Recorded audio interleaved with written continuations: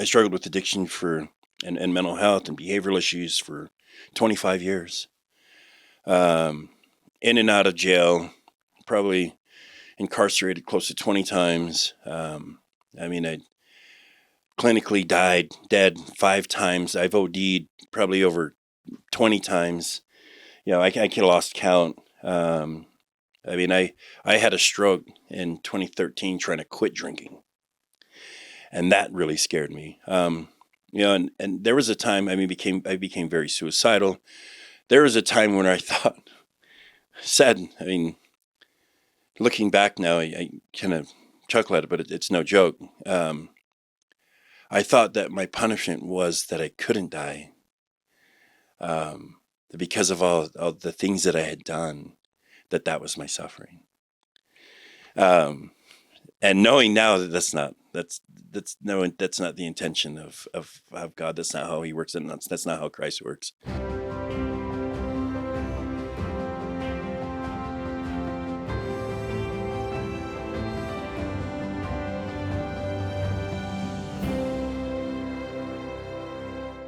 Welcome, everybody, to this week's episode of Walking with the Savior podcast. I'm your host, John Merrill Kirkman. I'm so excited to be here, so excited to have you, and I want everybody out there to know you are awesome. You are loved. You are valuable. We are here to testify of Jesus Christ and invite all to come unto Christ. Today we have a new friend of mine, Fred Sheehan, and I met Fred. I met Fred at we're doing kind of like a homeless person walk, a homeless awareness event in Provo, Utah. And we took a name of a homeless person that the name was fictitious. The story was real. And then we put cans in our backpack representing all the burdens and the struggles and trials and stuff that they're going through. And we walked through the city of Provo late at night and to experience what it might be like to be homeless. Just a taste, right? Because nothing could quite compare and put you in that spot. But as we were walking around from center to center where they help homeless people in Provo, I met Fred, and at one stop we were in a church that helps homeless people, and with some different things they do, some different programs, and Fred shared his powerful story from being homeless at a time in his life, and now helping people who are homeless or suicidal, and being a true hero on the front lines of helping people. So, Fred, thank you so much for joining us today. Thank you for having me. Yeah, and Fred, where can you where do you want to start your journey? Take us back, and how did you yourself end up homeless for a time? Well, all the wrong choices at the wrong moments. First off, we can go back. I'm very thankful for being here. You're awesome. I love the work you do. I really do appreciate the work you do. And I'm happy to be here. I'm an individual in long-term recovery, a child of God, a father, a peer, and today being able to share my story, I think is something that I wish more of us would do. I was born and raised in Hawaii, in a culture that's very loving, very compassionate. Family is everything. My father's Irish, my mom's Hawaiian, and we were raised in that. No matter what happens, you can come and you can tell me. Come, you sit right here, son, or boy, and tell me. And Grandma will always love you. Your mother will always love you, and that was awesome. I was supported. However, like most of us do, I had experienced some sexual abuse and some trauma starting very young by a close family friend. That was sad. That created this shame in me that kind of, I started lying and keeping secrets at such a young age. And I really think that's where it all started. Sad to say, sounds simple, but I mean the acts were horrific, but the lying was even more damaging. As I got older, we moved from there to, my mom transferred to school here at BYU, from BYU Hawaii to BYU here to pursue psychology. Did a lot of work with the homeless. Did a lot of volunteer work, and she would always tell me, one day you're going to get it. One day, Bambai is the word she would say, and it's just a local word we would use that means soon enough. You'll understand. She said, Bambai, you're going to get it, and you'll see how awesome this work is. She worked with community action and with her degree and worked with the schools, helping kids go into college, and I always admired that of her. She'd bring me up to volunteer with her at the developmental center here in American Fork. I loved it. Christ-like example. Awesome example. I went through some struggles trying to fight with the abuse. Was it me? All those questions I was asking. The individual's male, so I went through some identity crisis issues, and I tried to play some sports. I traveled the country playing junior sports and trying to find something to connect with, and was married, had my 2 older kids. My oldest is now 30.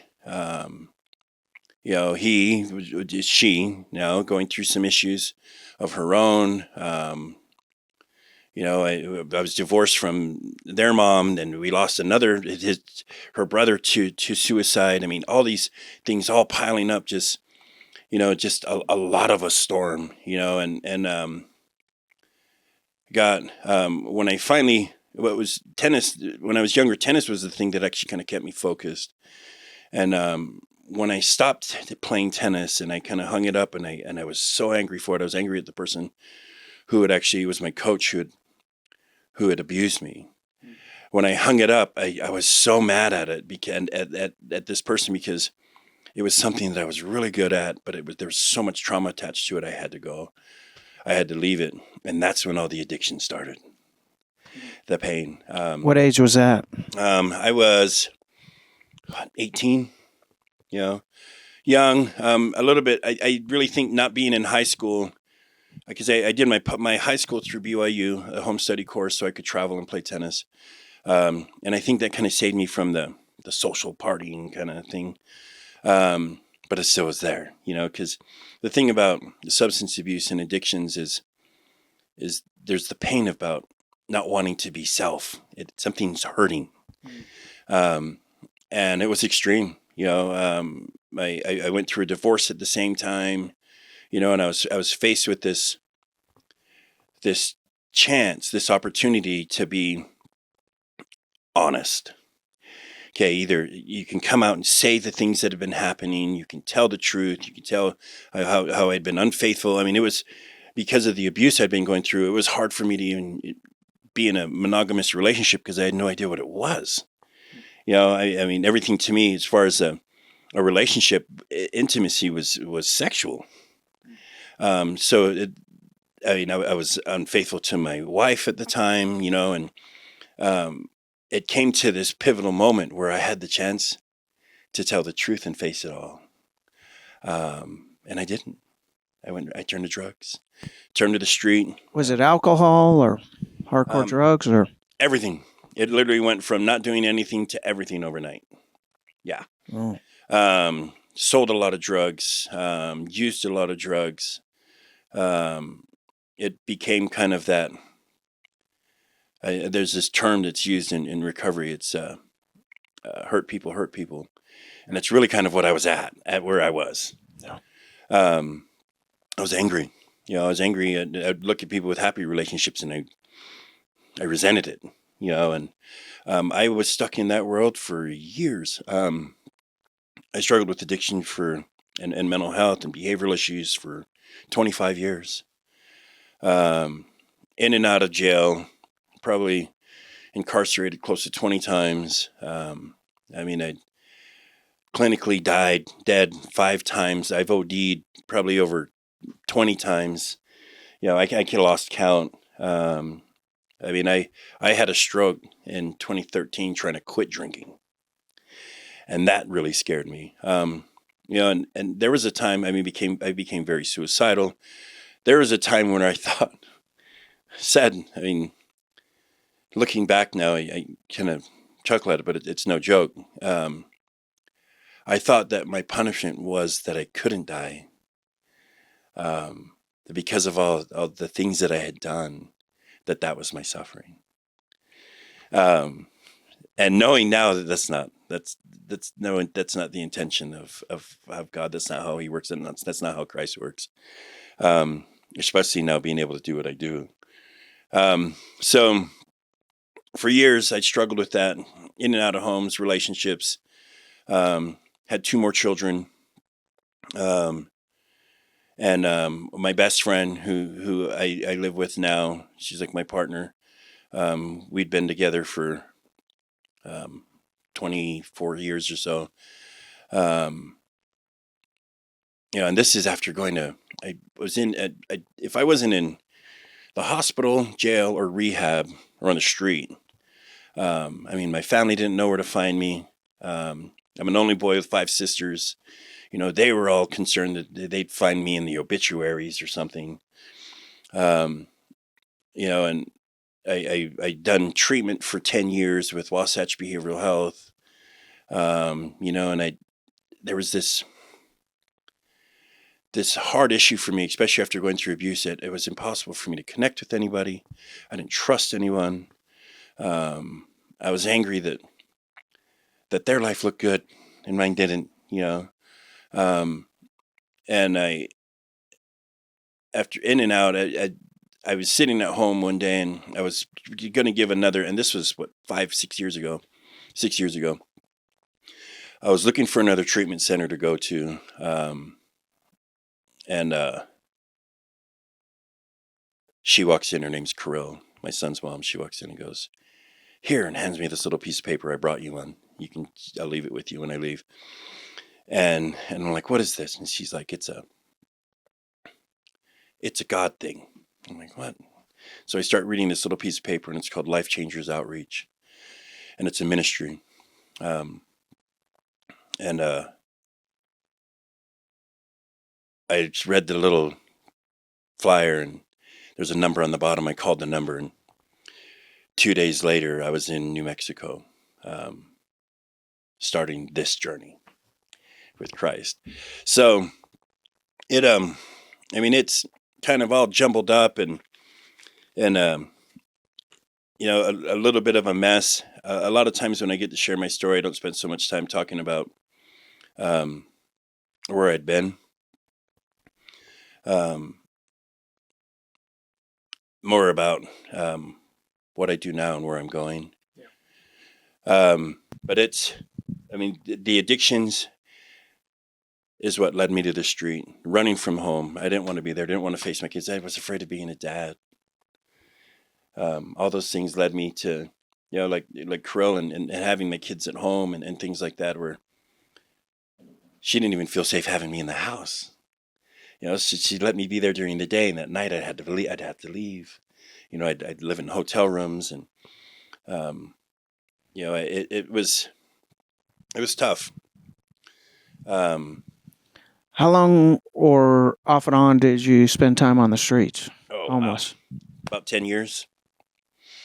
I'd go to rehab to make up, to make it look like I was trying, which I was, and that would get me back into the house, and I'd be home for another year or so. And,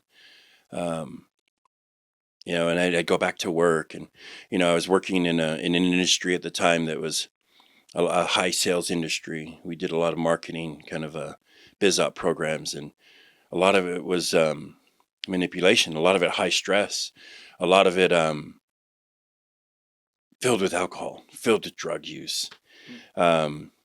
It was just that Wolf of Wall Street kind of world. So it just pulled me right back into it, and trying to battle those two worlds.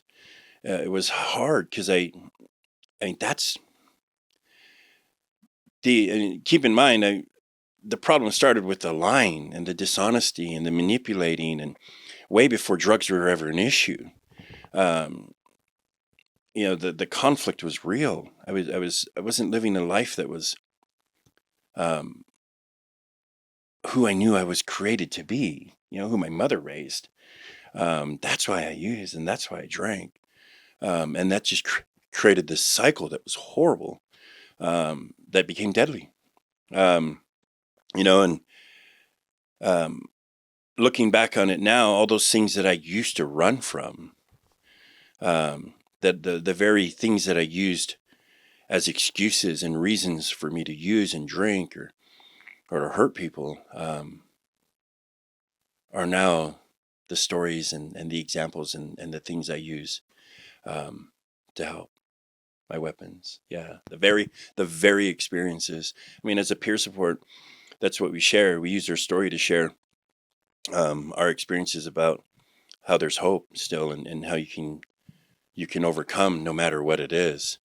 Um, like I remember when I found 6 years ago, when I found this outreach. I always tell people it was Bible school, and it was. Um, we studied the Bible all day, and on the weekends we'd go out looking for people like us.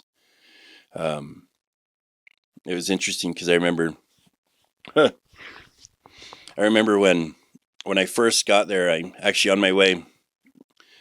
um, on my way to New Mexico. Um, I had an episode. The bus stopped in Las Vegas, and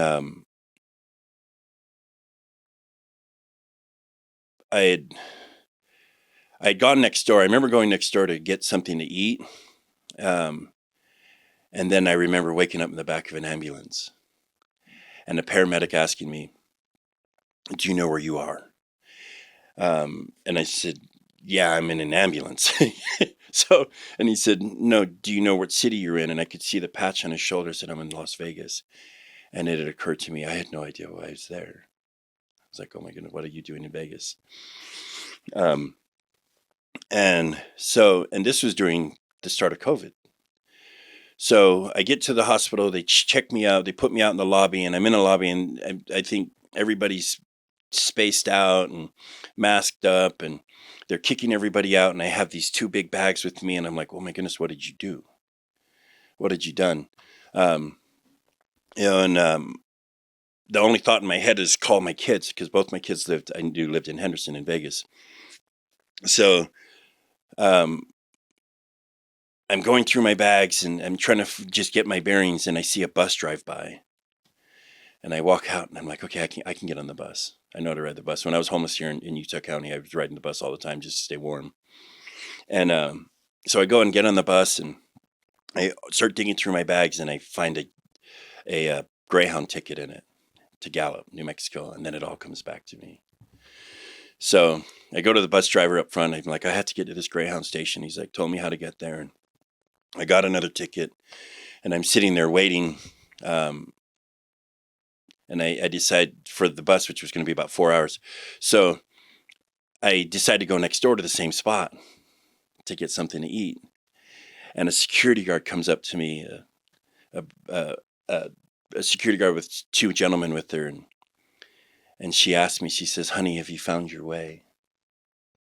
I said, "What? I'm sorry. Do I know you?" And she said, "Oh," she said, I was the one who called the paramedics. You were having a seizure. Have you found your way?" And I said, "Yeah, actually I have." She said, "Oh, God bless you," and gives me a hug. And I think that was the first time that, um, when I got to where I was going, my pastor did explain to me, they're like, "Someone didn't want you to get here." There was that, because my issue, my drinking had gotten so bad at that time that if I didn't have any alcohol, I would have seizures. Oh, wow. Yeah. I mean, my addictions had gotten to the point where I was drinking about between a half gallon and almost a full gallon of vodka a day. I started drinking. Yeah, I started drinking hand sanitizer for fun, and this was on top of illicit and illegal drugs. I mean, as an IV user for 20 years, so very lucky to be here, So, and when here I am trying to take these steps to clean up my life and get off the street, and it's killing me. So I got back on the bus. I ended up in New Mexico, and it was so funny. Two gentlemen picked me up at the bus stop, and it's about 5:30, 6 o'clock in the morning, and we drive about 30 minutes, and we pull up to this huge warehouse on the Navajo reservation just outside of Gallup, and I can hear this music, really loud music playing, and it's dark, and I'm wondering where am I? Oh my goodness, this is in September of 2020, and we open the door, and this warehouse, and there's music blasting. There's this cross on the wall, and there's about 15 men in there, singing, some crying, a couple on the floor, and in worship, in morning worship, and the building had been broken into sections. There was a dorm area, a kitchen for living quarters. There was a church that was put into it. There was also an auto shop put into it and everything. And so I walk into this church portion, and I'm looking around going, oh, what is this? What is this cult? I was raised in an LDS church, I was a Latter-day Saint, and worship is reverence, sacrament meeting. And I walk into this room, and I'm not really frightened, but I sit in the back row in the first seat, and I just start bawling because I couldn't deny the fact that the Spirit, God's Spirit, was so strong that I finally, for the first time in a long time, felt like I had found my way, like I was home. And that goes back all the way to when I was a kid. I remember when my father died from lung cancer, and he was my best friend. I was 10 years old, and I remember it was a Sunday morning, and I woke up to him getting wheeled out of the house, and I ran to his side real quick, and I went everywhere with him. So I thought I was going to the hospital with him, and he tells me, "Get ready, son." So I was like, okay. So I went to grab my things and thought I'm going with him. And I come back to his side, and he's still on this gurney, kind of this cart that the paramedics have him on. He's like, "No, get ready for church." And I'm like, "What? I'm coming with you." And he tells me, "No, obey me. Go to church." And I hated him for years for that. I was so mad with him because he went to the hospital. He passed away while I was at church. I found out when I got home. And I remember walking into the front room, and the room being filled with members of the ward. My mom was there, and I went to my room, fell asleep, cried, and I woke up later that night and went into his room and grabbed his pack of cigarettes and ran down the street, and smoked a cigarette. My first cigarette. I was 10 years old, just to smell him, just to be with him, kind of thing. Not even realizing, and that created a big barrier for me with church, not realizing what he was telling me to do. He was telling me, I know now that he was telling me, go be with the Father will never leave you. Go to church. You'll be safe there. And when I walked into that building, that's what I felt. It had come full circle years later. This is what he was talking about. This is where he wanted me to be.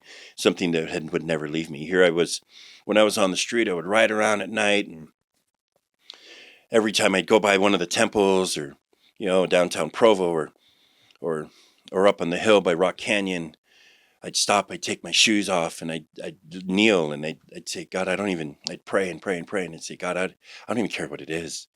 Send whatever, I'll go, I'll do it. I'll go. I like that experience that you spoke of, that was real. That's what I did for years. I'd ride around on my bike, or I'd walk up and down University Avenue for miles because there was no place to go. One night I remember riding my bike on the river trail. It was 1 o'clock in the morning. I almost ran into two people, two gentlemen, and it kind of pissed me off. I circled back around and I was going to kind of go and kind of yell at them, and something just told me just make sure they're okay. And I remember talking with them, meeting with them. There were two people I'd never met before, and I knew most of the people on the street. I sold drugs on the street for years. And I remember these were two gentlemen who I'd never met before. They spent all night with me, keeping me safe, comforting me. And in the morning, it was okay for me to go back home. So I was going to go back to the house. And, at that time, that whole night, I had alcohol with me, I had drugs with me, but I didn't do any of it, but it was time to go home. My kids were going to go to school. And these two gentlemen, they said, we want to give you something, and these are just my experiences of being on the street and homelessness, and I'm like, what is it? And at first I was like, no, it's okay. I'm okay. But then they opened up their hands. The son opened up. He looks at his father and he's like, yeah, go ahead. So the son pulls his hand out and he opens up his hand, and it was his hand. It was this. It was this crucifix. And I remember looking at it, and the first thought that came to my head was, oh, it's a cross. Dang it. I can't decline it. I can't decline it because especially being raised LDS, I'd never worn a crucifix. I'd had jewelry in the past. I didn't really wear any, and it was kind of like, oh, thank you. I knew what the meaning of the cross was. Not yet, not really yet. I didn't. And he says, we just ask that you keep it with you wherever you go. I said, okay, so I put it on. And on the back of it, if you can see, it says, Christ is counting on you. So, and I read it, I'm like, oh, that's nice, And even then at that time, I hear I'm living in this life, in this poor me world, thinking he's not even hearing me. He's counting on me. I'm counting on him. Like, where's he at? And so I wore it, and about 2 months after that, I left and went to the ministry. It literally fell on my lap, from Carol. She walked in and handed it to me, and I called my sister. I said, I need some help. I got to go. And that was, here, and between that time of getting this cross and before I left, I remember one of the worst experiences that I ever had. I remember coming home late in the middle of the night, trying to get into the house all drunk, and they wouldn't let me. Here there's Krill and my two of my kids who are not even teenagers yet. I think my son was maybe like 7, or 8, and I'm trying to get in the house. I thought they changed the code on me. I'm banging on the door, and I can hear my daughter behind the door telling her brother, and who's crying. I can hear him crying, and she's like, "Quiet, he'll hear you. We're not letting him in. He's just going to come in and fight with mom."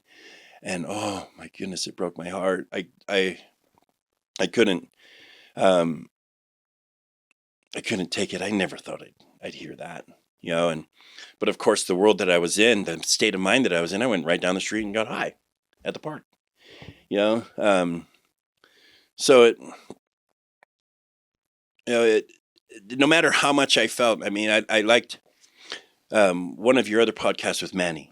He said the same thing. I loved his story. We had a lot in common, kind of the world we came from. He said, here we thought that he hadn't been there when he had been there the whole time with us, constantly with us. Like even for me, through that trip down through Vegas, here I would have seizures only when I wasn't drinking or when I wasn't using. I had both in my system, and I still had a seizure. I truly believe it was the enemy stopping me from getting there, trying to stop me, just deter me. Because in my head, it was just go to the casino, gamble for a little bit, buy a ticket, go back to Utah. You'll fix it. You'll be fine. You can fix anything. And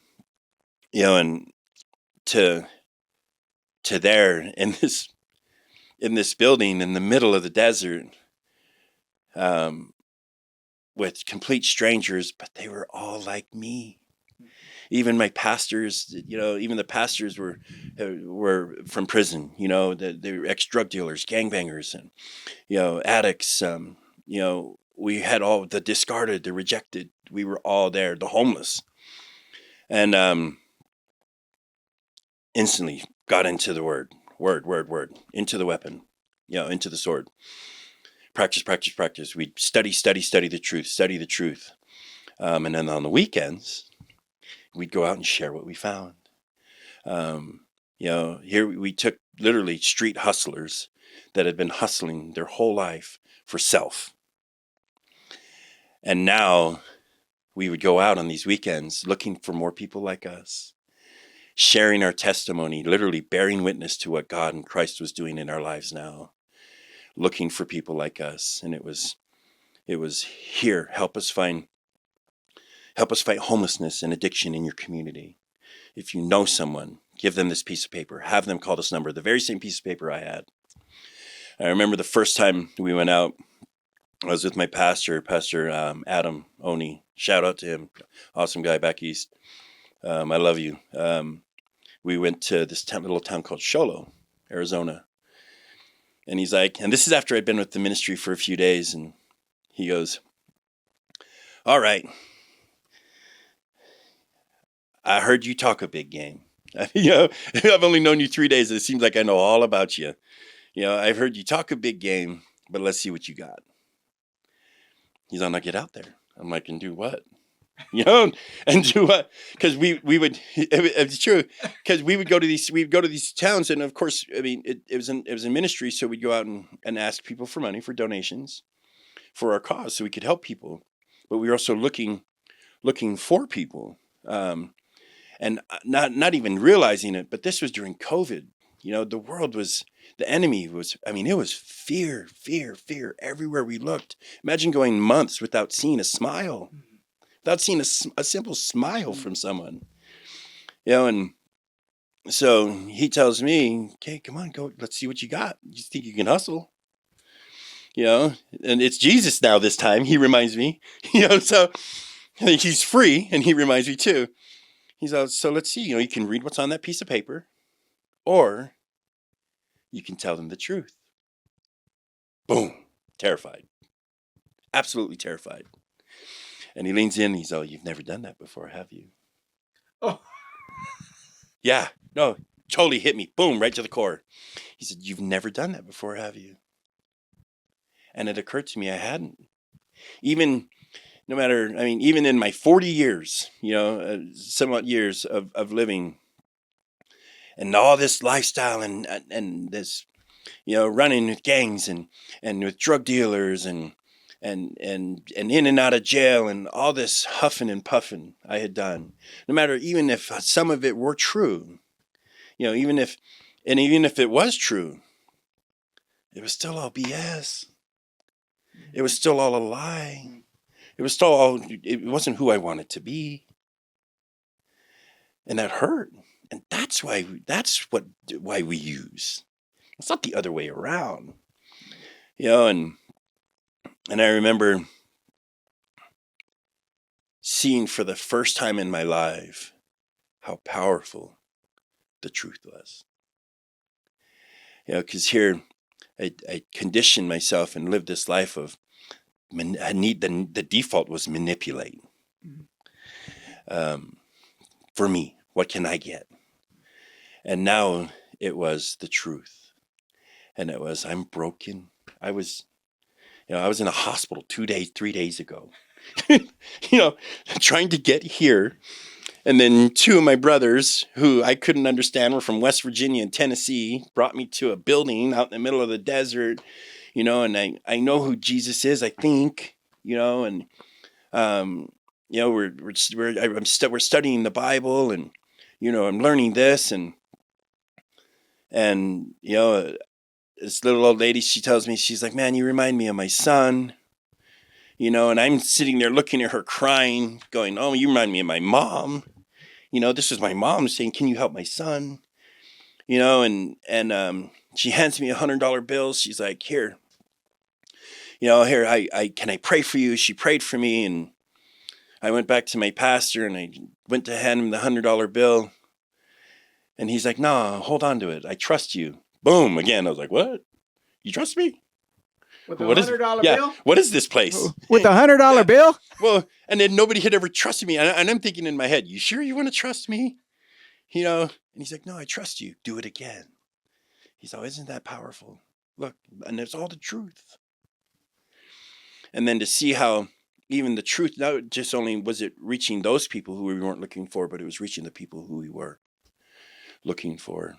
I loved it. It changed my life because the people who we were looking for, and that was the mission, is for those who would receive the help, we could house, clothe, and feed them for a whole year for free. Yeah, that's how well the ministry did.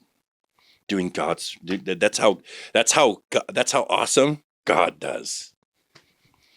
And anybody who wanted, if they called us and we weren't there, we'd come pick them up. If they needed a bus ticket getting to us, we'd send it. And we had centers all over the country, men and women centers. The center I was at, there's 20 men at it. We have some centers in like West Virginia that, like 30 women and like 40, 50 men, like God's army, and all people from all the broken, going out and just testifying what Christ is doing for us, and seeing people turn their lives to Christ, and miracle after miracle, and grown men cry, and and some of the most powerful stuff I'd seen prayer work, but I'd never seen God move like this. It was amazing, from the broken. It was amazing, and then it clicked. It's like, this is what I'm supposed to be doing. How long were you in this place? I was with the ministry for about a year and a half, 14, 15 months. Um, How did it change the way you viewed yourself? it wasn't about me anymore. It was about God's will, and it was about them. It was about others. I was I was just the tool, and we'd go out and never really reminding ourselves. I prayed every single time, Father, let my words be of you, for you, in your kingdom. This is put us where you need us. We'd pray about the cities we'd go to. We were in San Diego during COVID. It was completely shut down. It broke my heart. I remember we stopped at a Sprouts market one day, and I remember one of the the parking lot attendants comes over and he's like, "Christians?" He's like, "What are you guys doing here?" He's like, "Kind of late." And I kind of laughed. I'm like, "But we're here. Can we pray for you?" And wherever we could. And that's what was interesting, because instead of going out and just raising money or looking for people who were broken, we were going out just to offer compassion and prayer for people, because people were so scared.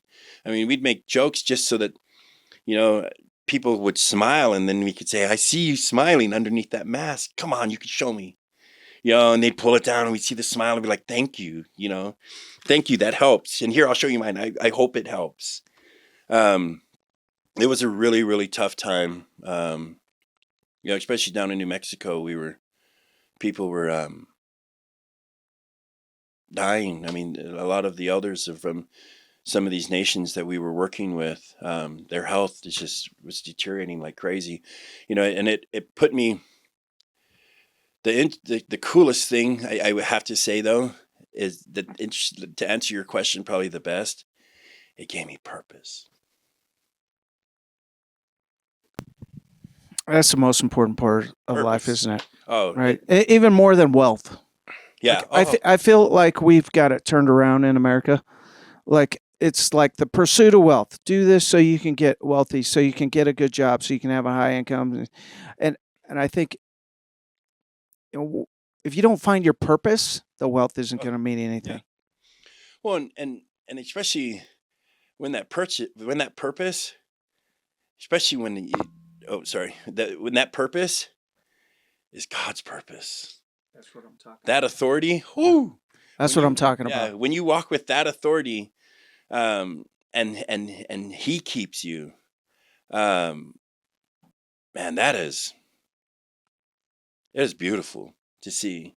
We would literally, we'd be getting ready. We'd leave the center. Like, we'd study the Bible up until Wednesday. On Tuesdays, we'd go out, we'd feed the community, we'd make meals, feed the community. And, we worked with a lot of other churches, the Jewish community down there, Salvation Army. They had a church on the street program. We do food distribution things. I mean, every month, and then on Thursday we'd leave and we'd drive to these cities, and it was like we'd suit up, God of, armor of God before we leave, let's go. Even if it's just one, we'd remind ourselves we were the one, every single one of us in here, we're the one that Christ left, the 99 to bring here. That's a huge responsibility. Just bring one home. Just bring one home. And all we have to do is we can teach you how we obey. It's not us, it's him. What message did you like to share with people? The most important message that I did when I was out there is forgiveness. That was the biggest message, because there's this and the people the people who I get to work with, and what I do, I work as a peer support for Wasatch Behavioral Health. I work in both mental health and substance abuse. But there's two things mainly. I mean, there's a lot of programs and a lot of rehab and a lot of stuff that helps, and it's a little bit different for everyone. But I always make sure that there's the two most important things that you can work on. People always ask me, "How did you do it?" And I said, I didn't focus on the drug part. It's not about so much the addiction.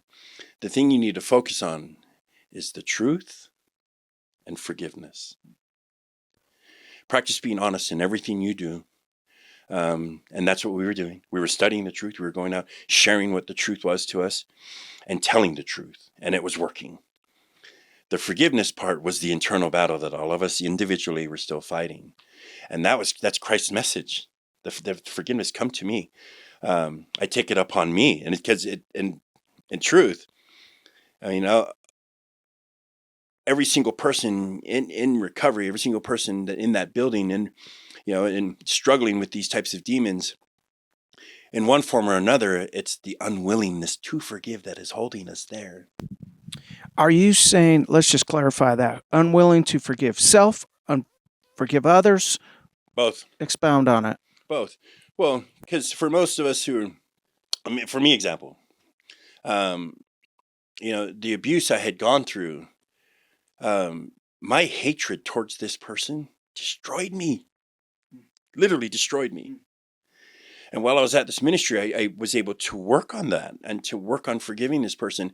And I was constantly reminded by my pastors, it'll help that the forgiveness part isn't for them. We'd like to think that, if I sit here and hold on to this, that one day this person's going to come back and ask for our forgiveness, and we'll have that chance whether or not we can decide whether or not to forgive them. That's never going to happen. However, that power, they have all that power. They're holding all over that because of your hatred and your anger towards that person. The forgiveness is for us. Not only that, but the forgiveness isn't ours. It's Christ's. That's what he died for. So we pray for that person. I pray for them. And that's where I found it. And praying for them that they found help, that they would find their way, that they would get the help that they need. This person who had hurt me, had literally, who had abused me. Now I was compassionately asking God to help them. Wow. That was never me before. And then when we start, and when I share my story in our recovery center, I'll share that, and a lot of times when I share it, when I even say the word forgiveness, you can see people stiffen up. They're like, kind of, because it's a very strong word, and it's a very powerful act. And I'll joke and I'll say, okay, now that person that you just thought of, the person who you can never forgive, that's the person I'm talking about. So let's back up a little bit and let me use a better word.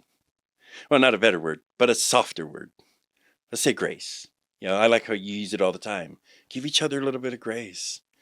We're all trying to do our best here and make it through. And there's a lot going on. There's a lot of distractions. There's a lot of pain. There's a lot of suffering. Grace, grace, grace. But at its core, the lesson, the foundation of Christianity, is forgiveness. We're all, you want to look at it, we're all sinners. That's why we go to church. At the heart of it, yeah, I get this image in my mind from your story and what your work is that if we don't forgive, we hold on to the weights that are weighing us down. Absolutely. And we cannot run freely Can't. as we're trying to carry a 10,000-pound gorilla on our back called a grudge. A grudge. And it's not easy. I'm not trying to make this easy. It isn't. But it sounds like it's a pivotal thing in the work that you're doing with people. It is. Well, and it's and even if you think about it, the religious or the spiritual aspect aside, if you start even just saying the word, I forgive you, I forgive you, I forgive you, and you start seeing how it's working, you start believing it, and all of a sudden you're like, hey, I like this forgiveness thing. Maybe then the words that are coming out actually are going in, and you're starting to really feel them. You start to become it, and you start thinking, hey, maybe I like that forgiveness too myself. So it evolves into the relationship that I have now with God, with Christ. Because there's this song I love by Brandon Lake, and it's Spare Change. Check it out if you haven't. But it's, there's this part where he says, where the individual's talking about, and he's met Christ, and he's saying, for all these things that I've done, all this dirt that I've committed, all these sins that I have. And Christ says back to him, he's like, do you know who you're talking to? Do you know where I've been for you? That's literally, I get teared up thinking about it. Because that's what this is that relationship, when life, and even after, my life now is probably far more difficult than it's ever been. But because I had my relationship with God and my relationship with Christ, I don't want to say it's easier. And that purpose I have, my view on it now is that they're all things that are preparing me for what's coming next. But as soon as I started understanding that, that here I have a relationship with an all-knowing and all-powerful and all-forgiving, a just God, and someone who I truly trust, someone who loves me no matter what. And then I can take that example, and because from that example, I was able to learn what it's like to have a relationship with someone else, with my children, with my partners, with my friends, with my coworkers, of respect, of forgiveness, of true intimacy, mirrored by the example of the relationship I have with God. When, and even, and it doesn't just, especially for some of the things that we've done, some of the things that I've gone through in my past now hurt because I've covered them up for years. Now they come back and it's like, oh, but I also believe that God's timing is that way too. We're here. Look, you're strong enough to deal with this. Remember when you did this? You understand why you are here now. That's that, so this individual who abused me, I'll work on forgiving him for the rest of my life. And I'm fine with that. But he can't hurt me anymore. I'm no longer allow him to. And then I think even the bigger part is when I look at my kids, and when I look at the relationships I have with other people, Now I truly understand what unconditional.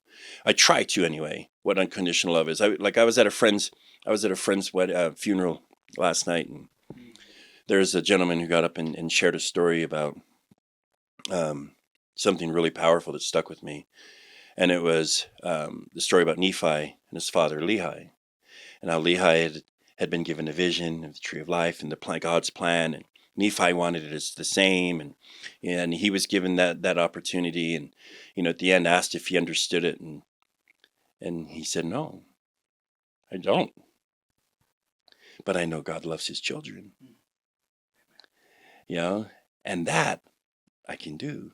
I can do that. A lot of things that go on today. What happened just the other day? I don't understand it. I know it hurts. I know it's very painful, but I can still love my children. I can still love, even the young men who did this. I mean, like, oh, We were talking about the Charlie Kirk assassination this week. That was just 2-3 days ago. Yep. The when we're recording this probably won't come out for weeks after, but continue your story. So, and that I can do. And I'm reminded of that every day when I'm able to do the work that I do.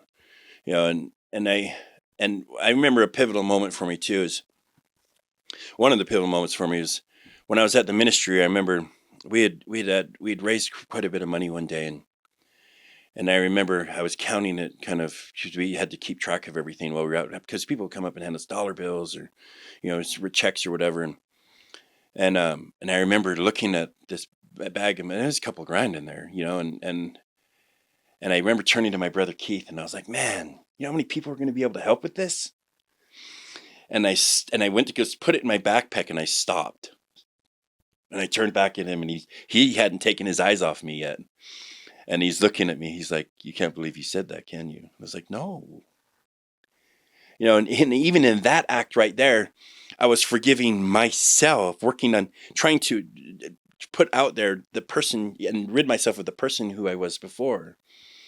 And I had changed with the purpose and doing God's work. I realized that it wasn't for me anymore. It had nothing to do with me. Here, God had given me this gift to connect and to communicate with people, and my whole life people had been kind of drawn to me. And here, for years, I used it all the wrong way. I hurt people. Some people I drove right to their grave.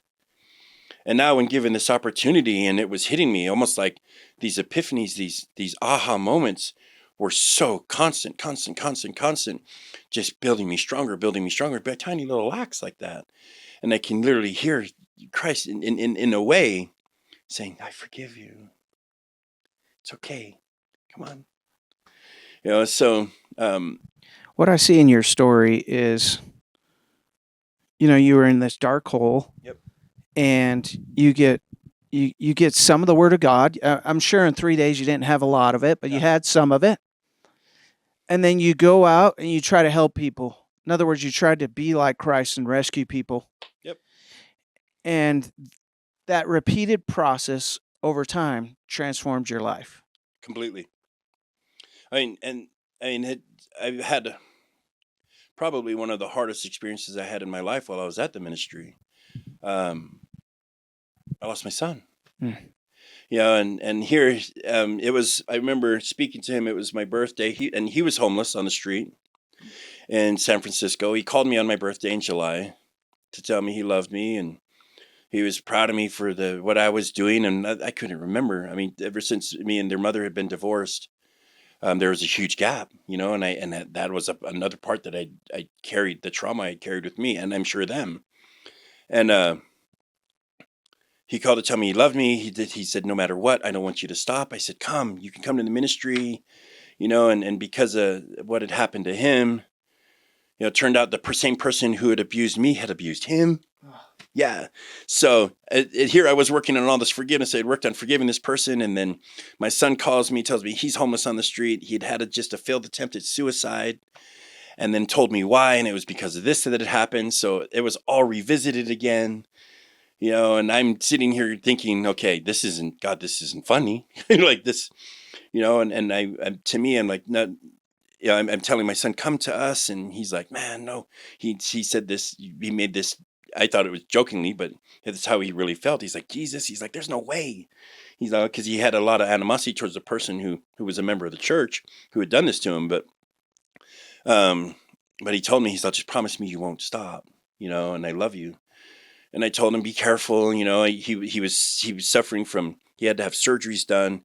Both his legs were broken. His eye socket was broken from falling off an overpass.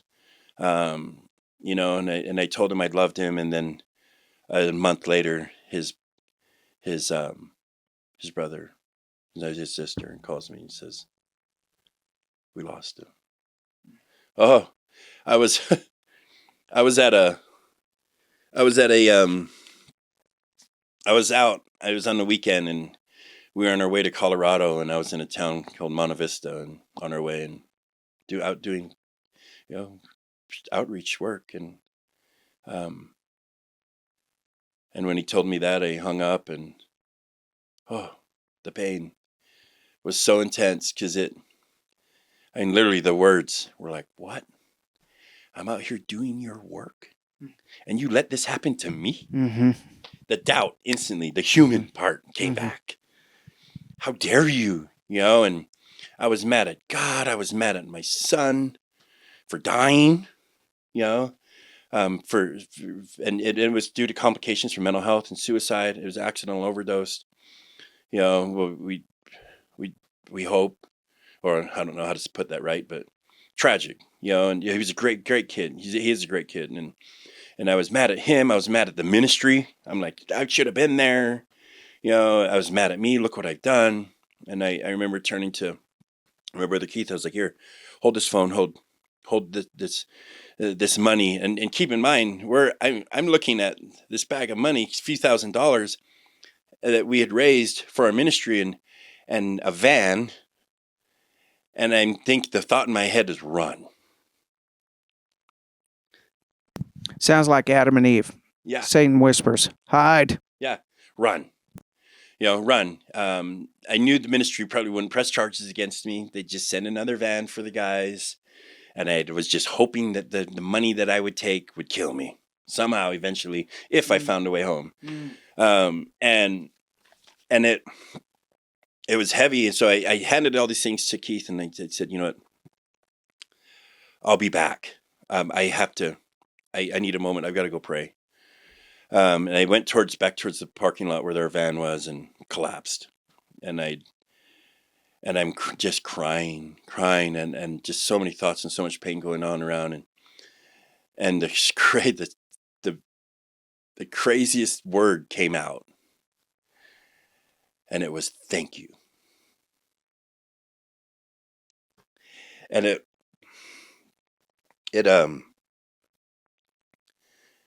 because I had never, not that I'd never, but I knew that it was going to be okay. I knew that my son was all right. He wasn't in pain anymore. And I needed Jesus so bad right then. And I could literally feel him holding me. And because of the relationship that I had built, at that time, it was thank you. I trust you. And no matter where it is, no matter what it is, you send me, I'll go. I was there a few more months. I came back a month later, buried my son. He's buried here in Pleasant Grove. His mom was from PG. His birthday was just last week. I went and saw him with his sister who came up, and my other kids, and took flowers from the garden, and and I told him I'm still doing it, but then at that moment it became very clear to me who the enemy was, who was creating the fear. It wasn't addiction. It wasn't drugs and alcohol. It was Satan. It's And that's who we fight. I mean, it's what happened just a couple of days ago. I mean, it led to. I remember when the ministry told me a few months later after that that I was done. I cried. I didn't want to come home, and not that I wanted to come home, but I wanted to continue doing the work we were doing. It was so powerful. Um, and I'd even thought of staying with the ministry. They told me, they're like, come, go be a pastor. We'll send you to school. Go. We'd like you to come help us with one of our centers. And I'm like, man, I got to go and see my kids. I'll talk to them and we'll see about coming back. And I had every intention in going back. And I talked to my kids. My son even told me, he's like, if you're going to go help them do what they did for you, I'm all for it. They could see that much of it. I mean, because this whole time, literally everything I'd prayed for had come true. I prayed to God. Here I left a broken home there I wasn't even welcome at, and I'm praying to God. I was like, I know you can soften their heart. I'll do the rest. Just soften their heart. Have them give me a shot, and I'll do the work. I'll do your work. I love them. I love them. I love them. Not knowing what this meant. Going out on these outreach missions and learning what it is. And finding confirmation after confirmation. I'm right where I'm supposed to be. I was torn. I really wanted to go back to the ministry, even with my kids' blessing and their mom's blessing, but something kept telling me in the back of my head, you've got to go find the people who were part of your recovery. And I joked about it at first, telling people it was God's voice, but it was actually my voice saying, thank you. So I walked into Wasatch, the very same place that I was getting treated at for years. A few of them were in the front lobby, and I was like, hey guys, thanks. They're like, what? We thought you were dead. And they're like, what was it? And I'm like, God. And they're like, what? No, oh, really? I'm like, yeah. They're like, what was your experience? I shared some of my experience, my story with them. They're like, wow. And I was on my way down to a recovery center to go thank one of my case managers and therapists down there, because at that moment is when it finally clicked for me, when I understood what gratitude was. I pray every day, God, I love you, I love you, love you. I'll never stop. I thank you, thank you, thank you. I'll never stop thanking you. When you get that part down and you understand there's other people out there in our lives that need it. They need to hear that from us. I forgive you. I love you. Thank you. And to be able to tell them that, and especially in the mental health field, that a lot of the work we do goes unthanked, and that's fine. We don't want notoriety. We want someone to move on with their life and go and take accountability for it, but to go back and tell someone who, thank you. And not only that, but I see what you were trying to do for me the whole time. I get it now. And it started with I'm sorry. And like, I'm sorry, I'm such a punk, but thank you, and it really means a lot to me. I understand now. So when I went down to the recovery center that, that I was treated at a couple times, did the same thing. And they're like, here, come talk to us. And I came back and talked to them like a week or so later. They're like, do you want a job? Literally hired me right there. And I'm like, when you want me to start? They're like, this weekend. It was Thanksgiving. The first day I showed up for work, I remember crying outside of the building and telling myself, man, I promised myself I would never come back here. I would never come back here. And then walking in and being able to share that story was huge, and that led to peer support work. Now I work in homelessness. I work with awesome groups like Community Action. That's the event that you spoke of, in the Mountainlands Continuum of Care. I sit in I'm a lived experience member that sits on the Winter Task Force that was appointed by the state to help, emergency house our homeless population during the winter. Last year was our first year running every night of the season. This year, we're going to be doing the same. What he's referring to is in the past, Utah came up with a law when it gets to a certain temperature. Yep. The cities have to provide a place for the Yep. homeless to come in and Yep. warm up. It was called cold blue. Code was it Blue. was a few years ago. But then once we were a county of a certain size, we had to provide something not just when the temperature became below a certain temperature level, but every night. So that's what last year was our first winter, being able to provide it every single night of the week from 8 p.m. till 8 a.m. From like, Last year we did it from October to April. This year we're doing November to March. yeah. And we went, part of our walk that I referred to at the beginning was we went to one of those centers and they talked about how, this is what you get. You get a yoga mat. Yep. And that's your bed for the night on a hard floor. This is not comfortable, but it is warm, safe, and safe. Yeah, and safe. We have snacks and food, and one of the biggest things is we have representatives like myself there, community action, and access to resources out of there. Like how putting some people safe is one thing, and keeping them safe overnight, but what do we do then? Who do we connect you with? Is it housing? Is it substance abuse treatment? Last year we were able to get several individuals into treatment right from there. Is it mental health treatment? Is it a medication issue? Do you just need someone to talk to? I get to do that kind of work, and that is, like the story that you were sharing, the experience that you were sharing, where I had a chance to share some of my story. 6 years ago, I was sleeping on those floors in that church in Genesis Project. Wow. So before we started this podcast, we were talking to my wife, who also works with people who are suicidal, and you shared your experience when you got hired by Wasatch, and you were expecting to go out and chase people down. Tell our audience about that. Well, I work with the group called the MCOT team. It stands for Mobile Crisis Outreach Team for Wasatch Behavioral Health, and being the local mental health provider, we are in charge of the 988 crisis calls, or the suicide hotline calls that come into Utah County. And when I was offered the position to come and work for this crisis unit, I thought that we'd be manhandling people, and I thought it was crisis, like a physical confrontation type of thing. And I remember I was quickly reminded, or that's not what we do, and I asked my supervisor, well, what is it we do? And he said, well, we listen.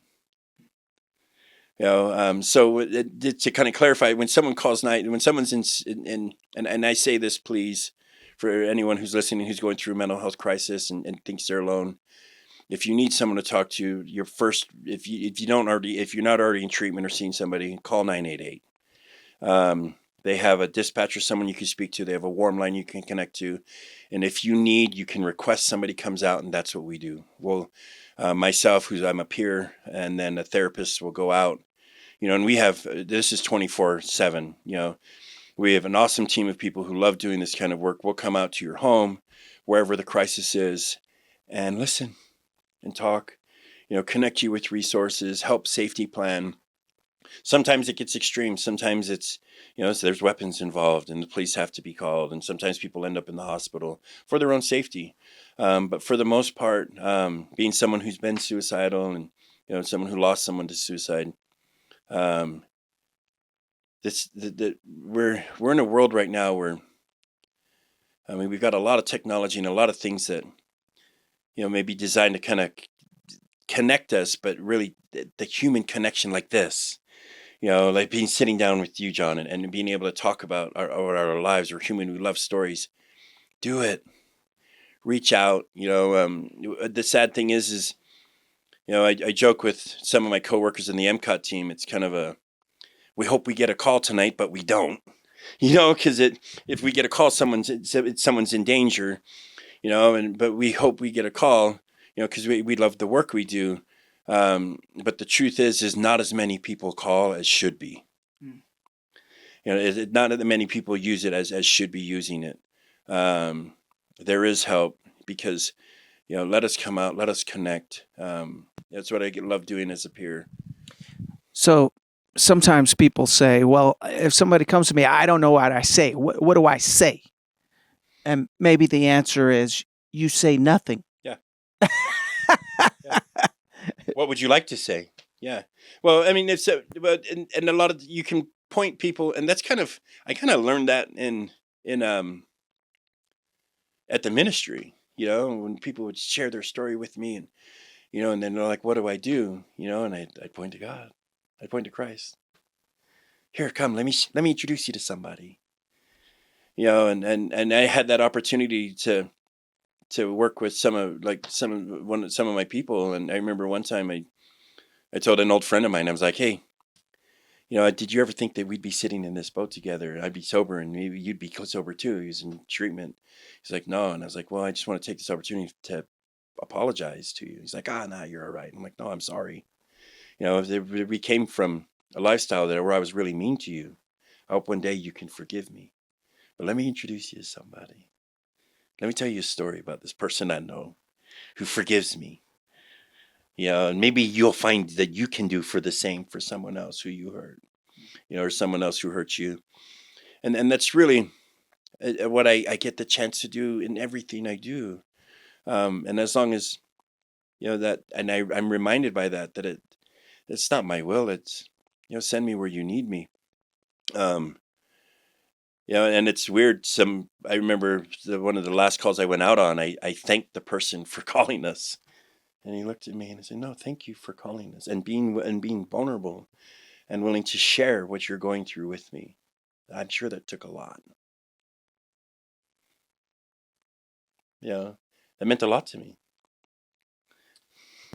And we as society, I feel like right now, are training our people to cover up Oh, their deep feelings, their hurts, their pains, their failures, their mistakes, their sins, all that stuff.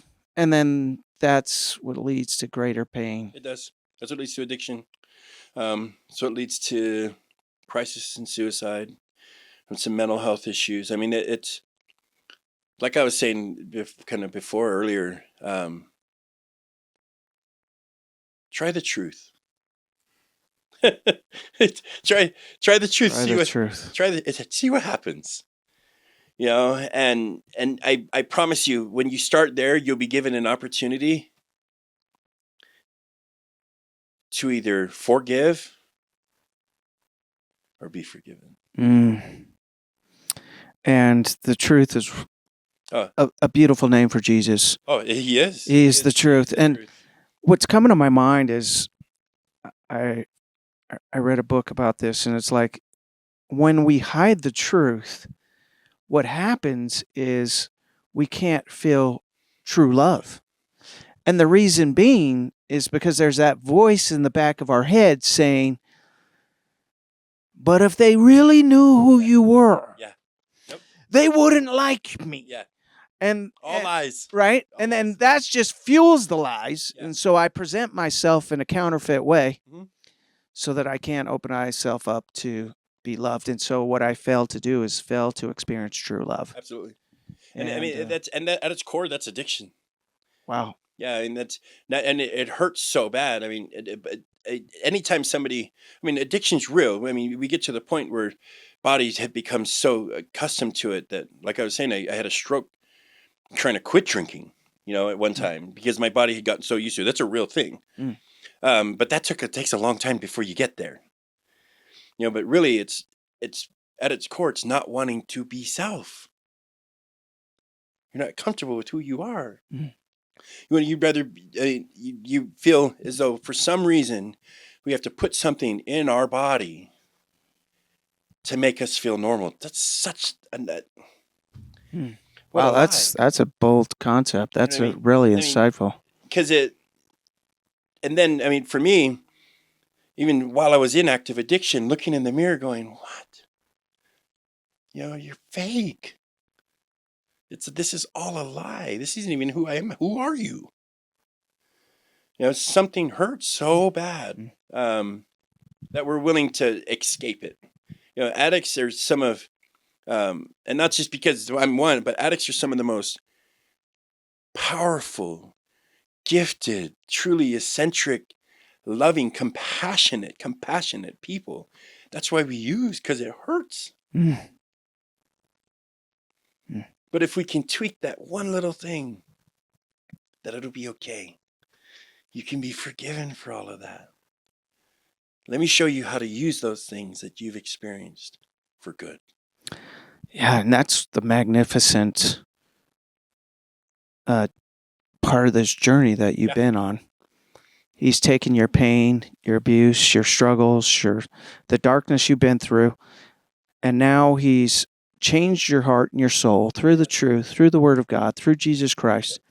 And now he's using you, that vessel, to go out and help people in the darkness, the abuse, the addiction, the suicidal ideation, stuff like that.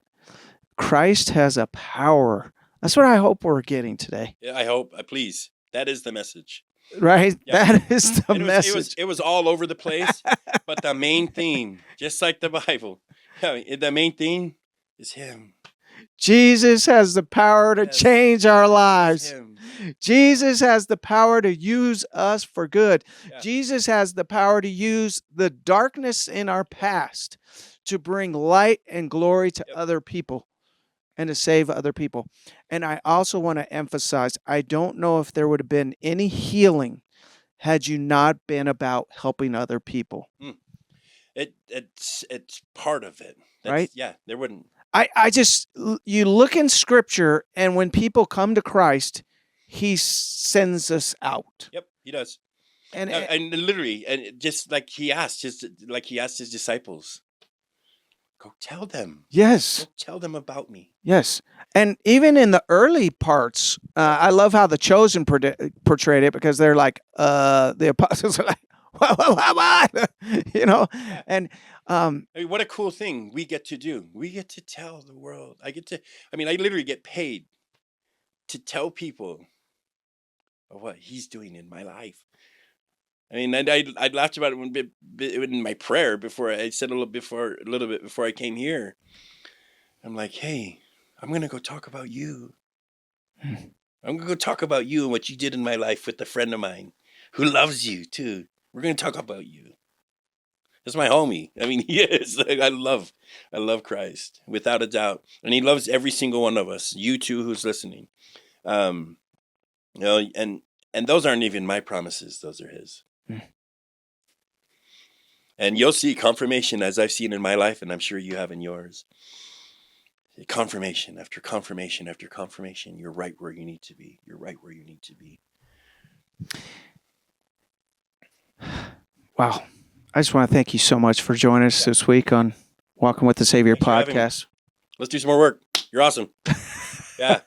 And for those who, sorry to interrupt, but for those of you who want to come out and do some cool Jesus work, take a look at the Community Actions website or 211. Come out and volunteer, because these warming centers, the community showed up huge last year. We imagine every night through the winter for 12 hours without volunteers, there's no way we could do it. We had hundreds of hours of volunteers. A lot of BYU students, a lot of UVU students came out and helped. A lot of families came out and helped.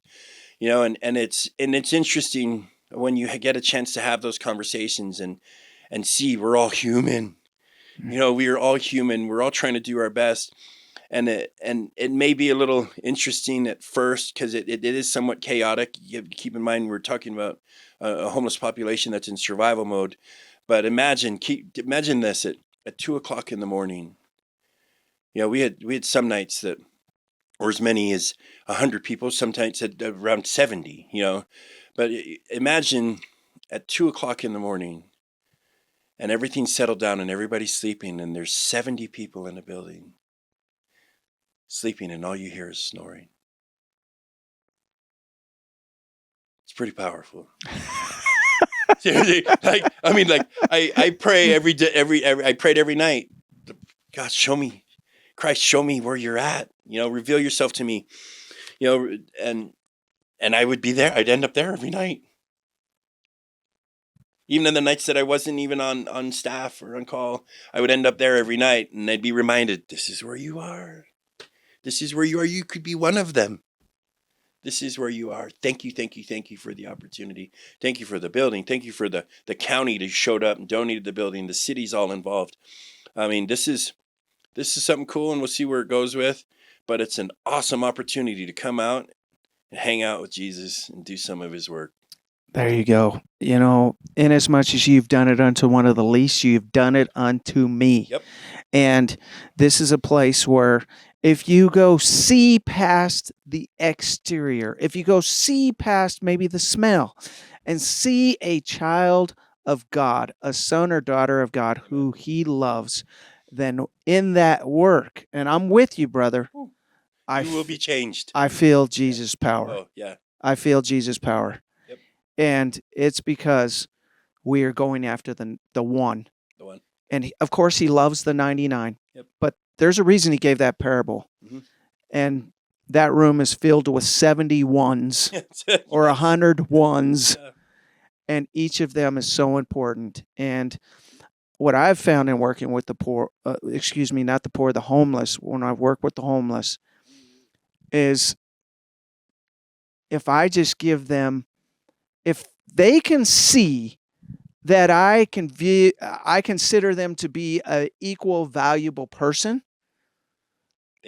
they'll lean in. They'll lean in. Yeah, they'll trust you. They trust you. They open up and they just feel it. Yeah. And then before you know it, they want to hug you. Yeah. You know. I went through the same thing because keep in mind, I mean, it's not as though we're talking about someone who's been through trauma. We're talking about people who are living every single night trauma. They can't sleep because they're afraid of being assaulted. Or kicked along. They're in some place they're not welcomed. Or, it's a single women on the street. It's dangerous. And things being stolen. Whatever it may be. Being able to be there for someone and just have a conversation with them and connect with them. And because trauma to me, trauma means that at some point throughout the relationship or the agreement, the trust was broken. So a lot of times when you tell someone who maybe he's on the street, or someone in an addiction frame of mind, or even a mental health frame of mind, here we want to help. Someone who's been for so long stuck in that place, their first move is backwards. Mine was backwards. Well, why? What's the catch? The last person who I trusted, who I loved, hurt me. Are you going to do that? That's a real thing. That's a human thing. So come. Yeah, come. Let's end with that, brother. Thank you so much. And thank you, everybody, for joining us on this week's episode of Walking with the Savior podcast. We value you. We appreciate you. And most of all, we want to leave you with, you're awesome. Yeah, you were awesome. Enjoy your walk with the Savior this week, everybody. Have a great day.